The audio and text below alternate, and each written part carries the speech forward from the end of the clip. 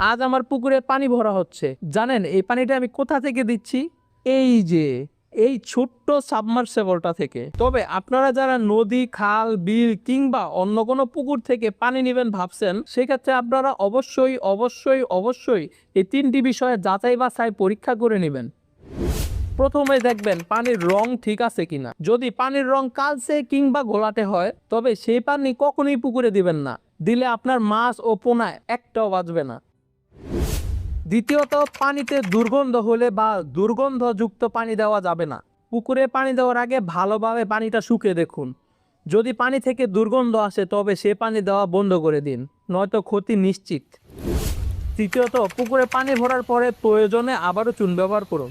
অর্থাৎ অন্য কোনো পুকুর, খাল, বিল কিংবা নদী থেকে যদি পানি পুকুরে প্রবেশ করান, তাহলে পানি পরিশুদ্ধ করতে আরও একবার চুন প্রয়োগ করতে পারেন। এতে করে পানিতে থাকা জীবাণুগুলো ধ্বংস হয়ে যাবে।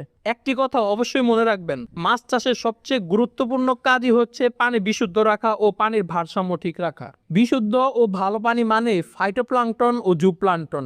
আর ফাইটোপ্লাঙ্কটন ও জুপ্লাঙ্কটন হচ্ছে মাছের প্রাকৃতিক ও সুষম খাবার। যখনই পুকুরের পানিতে ফাইটোপ্লাঙ্কটন ও জুপ্লাঙ্কটন তৈরি হবে, পুকুরের পানি সবুজ রং ধারণ করবে। পুকুরের রং সবুজ হওয়া মানে আপনার পুকুর মাছ ছাড়ার উপযুক্ত হয়ে গিয়েছে। আর সবুজ পানি মানেই সবুজ ফিশ ডায়েরি, যেখানে আমি আমার বাস্তব অভিজ্ঞতা আপনাদের মাঝে শেয়ার করছি।